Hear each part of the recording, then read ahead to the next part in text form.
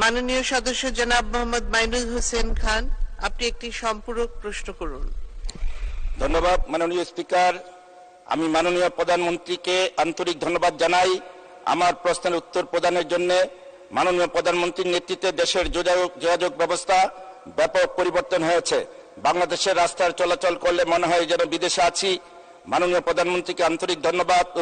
মাননীয় মন্ত্রীর নিকট আমার সম্পূরক প্রশ্ন, রাজধানীর প্রবেশ মুখ গাবতলী বাস টার্মিনাল যানজট মুক্ত করার লক্ষ্যে বিশেষ কোনো পদক্ষেপ গ্রহণ করা হইবে কিনা? আপনাকে ধন্যবাদ মাননীয় স্পিকার।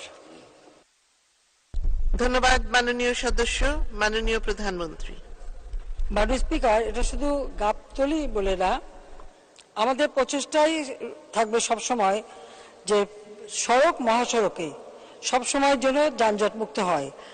আর গাবতলী ওই এলাকাগুলি, বিশেষ করে সেখানে গাড়ি রাখা, পার্কিং করা, অথবা এখানে অনেক সময় এটা করা হয় যে অনেক বাস মালিকদের কম্পিটিশন দেখা দেয়, যাত্রী আগে কে তুলবে সেটা মাথায় রেখে হয়তো যানজট সৃষ্টি করা হয়।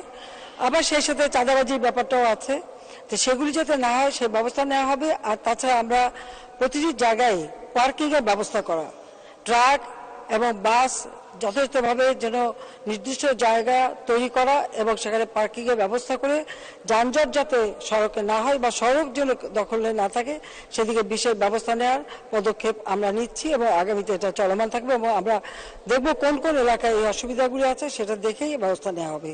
ধন্যবাদ মাননীয় স্পিকার।